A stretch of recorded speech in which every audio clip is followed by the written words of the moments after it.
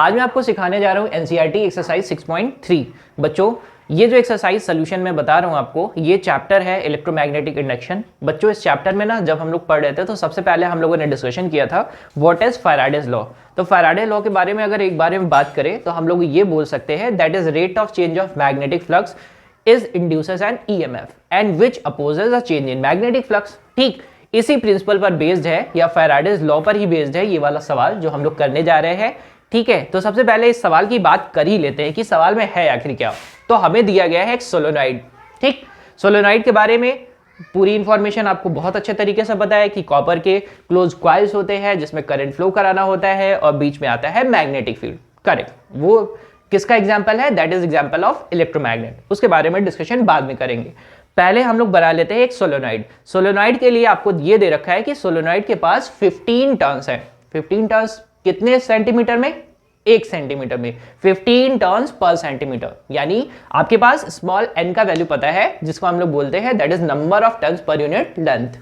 Correct, सबसे पहले draw करते हैं। तो सोलेनॉइड है तो मैं फटाफट 15 टर्न्स बना रहा हूं। देखो जरा,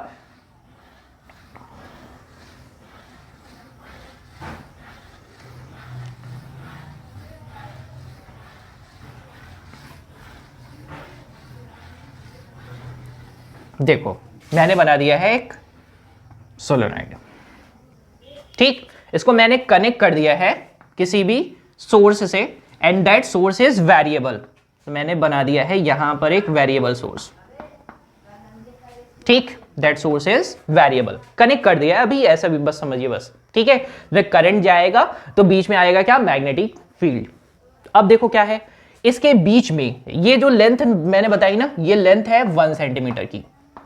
ठीक है, जितनी भी इंफॉर्मेशन आपको पता चलती है फटाफट लिखते चलेंगे।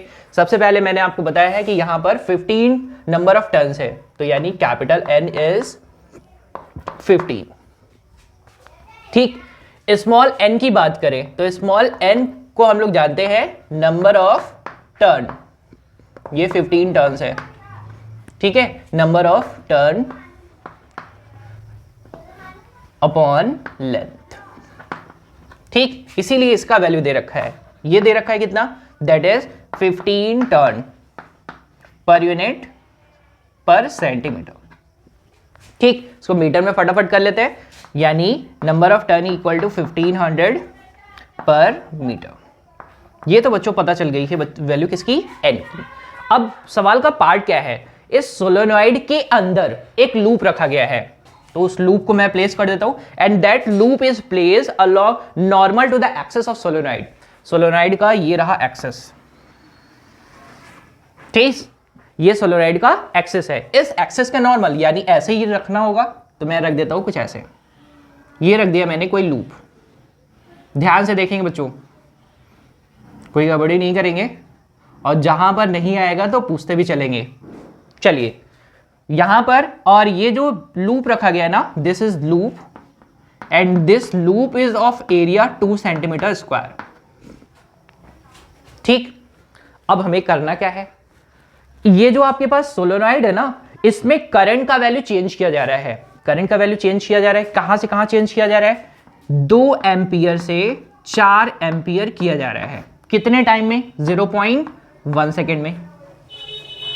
ठीक, करंट का वैल्यू क्या किया जा रहा है? चेंज किया जा रहा है। एक चीज मैं यहीं पर और आपको जल्दी जल्दी से बताते चलता हूं, ये सोलेनॉइड है ना, तो इसके अंदर इनसाइड आपको मैंने बताया है कि यूनिफॉर्म मैग्नेटिक फील्ड मिलता है। क्या मिलता है? Uniform magnetic field. कहां पर? सोलेनॉइड के अंदर, पूरे अंदर इस रीजन में यूनिफॉर्म मैग्नेटिक फील्ड मिलेगा। लेट करते हैं कि यूनिफॉर्म मैग्नेटिक ना, कि उसका नाम मैं रख देता हूं that is B. By the formula we know that is magnetic field is mu naught Ni। B equal to क्या? That is mu naught Ni। Mu naught is permeability, N is number of turns per unit length, I is that is current. Correct. अब अगर मैं बोलूं कि इस loop में ना, loop में क्या मिलेगा? मुझे फ्लक्स को चेंज करना है, यानी इससे नंबर ऑफ फील्ड लाइन जितनी जा रही है उसके एरिया में। तो अभी क्या करें? फ्लक्स डायरेक्टली फॉर्मूला लिखते हैं, flux equal to that is B into A. ठीक है, चलो फैराडे लॉ क्या कहता है? फैराडे लॉ क्या कहता है जितना भी ईएमएफ इंड्यूस हुआ है वही बराबर होगा that is rate of change of magnetic flux.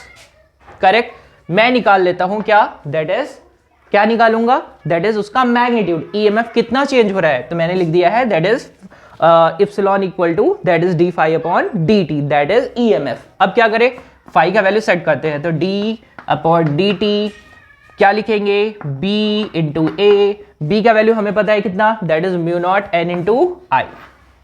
रख देते हैं, क्या रखेंगे, that is E M F equal to D upon D T, B का value that is mu naught N I, A for area.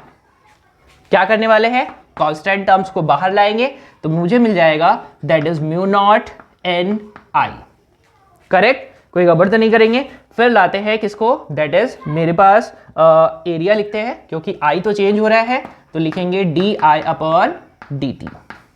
सारी वैल्यूज को set करना है बस, और कुछ भी नहीं करना है। क्या करेंगे, यहां से इसको सॉल्व करेंगे, तो म्यू नॉट को हम लोग लिखते हैं कितना, 4 pi into 10 power minus 7। N is 1500 turns per metre हम लोगों ने निकाल लिया है। A is 2, A is 2 centimetre square, तो सेंटीमीटर स्क्वायर को करेंगे metre square, 10 power minus 4। D I upon D T, बच्चों करंट कितना चेंज हो रहा है, 2 एम्पियर तो चेंज हो रहा है ना, कितने टाइम में, 0.1 सेकेंड में। सेट कर देते हैं 2 अपॉन 0.1। ठीक बच्चों, इनको अगर हम सॉल्व करें तो मैं डायरेक्टली आंसर लिख रहा हूं, that what you get that is 7.5 into 10 power minus 6 volt. ठीक, देखो कितना आसानी से मैंने क्वेश्चन को सॉल्व कर दिया है, लेकिन आपको छोटी छोटी बातों का ध्यान रखना है। सोलेनॉइड है जिसके बीच में या इनसाइड आपको मिलेगा यूनिफॉर्म मैग्नेटिक फील्ड, कितना मिलेगा, म्यू नॉट एन आई।